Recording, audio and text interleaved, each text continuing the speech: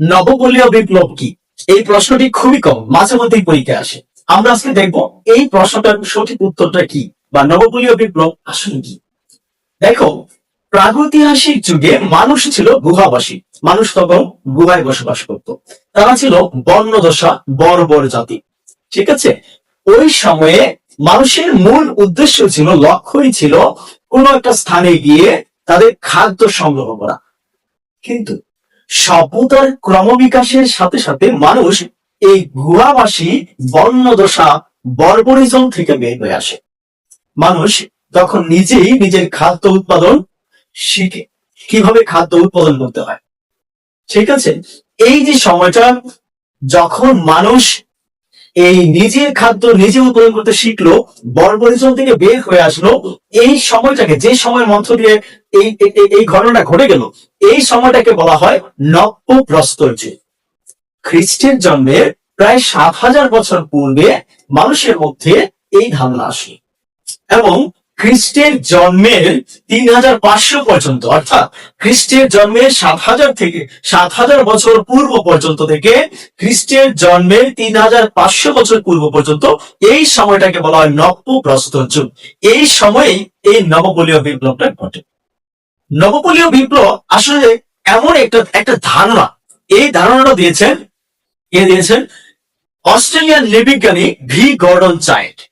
Australian নৃবিজ্ঞানী Gordon Childe. Okay, তিনি এই সময়টাকে কোন সময়টাকে নব্যপ্রস্তর যুগকে, এই সময়টাকে তিনি বলেছেন নবপলীয় বিপ্লব। আসলে নবপলীয় বিপ্লব তিনি কেন বলেছেন, এটা যদি আমরা জানতে পারি তাহলে আমরা বুঝতে পারবো যে এটা নবপলীয় বিপ্লবটা আসলে। দেখো, বিপ্লব মানে আমরা জানি যে একটু পরিবর্তন, রাইট? কিন্তু বিপ্লব সবসময় ধীর গতিতে পরিবর্তন। ওকে, বিপ্লবের মূল বিষয় হচ্ছে বিপ্লব ধীরে ধীরে পরিবর্তন। দেখো, আমরা এই সময়ে নব্যপ্রস্তর যুগে কি হয়, নব্যপ্রস্তর যুগে মানুষ কৃষির আবিষ্কার করে। ঠিক আছে, কিভাবে কৃষি করতে হয়। মানুষ তখন পর্যন্ত পশু পালন করতে পারত, পশু সংগ্রহ করত, পশু হত্যা করে তারা সেটাকে খাদ্য হিসেবে গ্রহণ করত। কিন্তু এই নব্যপ্রস্তর যুগে মানুষ এসে কি করলো, পশু কিভাবে লালন পালন করতে হয় শিখবো। মানুষ প্রথম এই যে আগুন, আমরা জানি পৃথিবীতে সভ্যতার সূচনা হয় লোহা ও আগুনের আবিষ্কারের মধ্য দিয়ে। আগুনের আবিষ্কার হলো, ঠিক আছে, কিন্তু তার ব্যবহারটা কি, ব্যবহার হওয়ার আগ পর্যন্ত তো এটা কোনো কাজে আসছে না, রাইট? তো আগুনের ব্যবহার মানুষ শিখলো কখন, এই নব্যপ্রস্তর যুগ। ঠিক আছে। আবার খাদ্য সংগ্রহ থেকে মানুষ এভাবে এই বিষয়গুলোর কারণে মানুষ কি হলো, মানুষ আগে ছিল কি খাদ্য সংগ্রহকারী। ওকে, মানুষ খাদ্য সংগ্রহকারী থেকে খাদ্য উৎপাদনকারী হয়ে গেল। ঠিক আছে। মানুষ বীজ সংগ্রহ করতে শুরু করলো এবং কিভাবে বীজ বপন করতে হয় সেটাও শিখে গেল। এবং এই যে মানুষ খাদ্য উৎপাদন শুরু করলো, তখন একজন মানুষ যদি খাদ্য উৎপাদন করে, তার পুরোটা হয়তো তার প্রয়োজন নেই, এখনই প্রয়োজন নেই, ভবিষ্যতে লাগবে।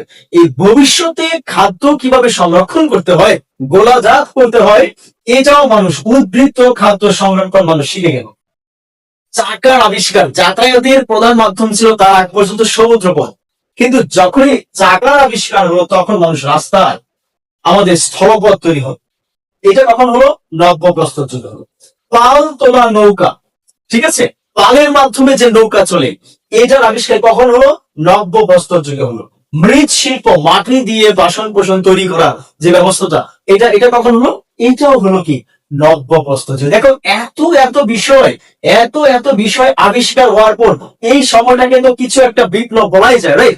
এটার উপর বেস করেই আমাদের অস্ট্রেলিয়ান নৃবিজ্ঞানী ভি গর্ডন চাইল্ড এই নব্যপ্রস্তর যুগকে বলেছেন নবপলীয় বিপ্লব। ঠিক আছে। তাহলে পরীক্ষায় যদি আসে নবপলীয় বিপ্লব বলতে তুমি কি বোঝো, এই হচ্ছে নবপলীয় বিপ্লব। তোমরা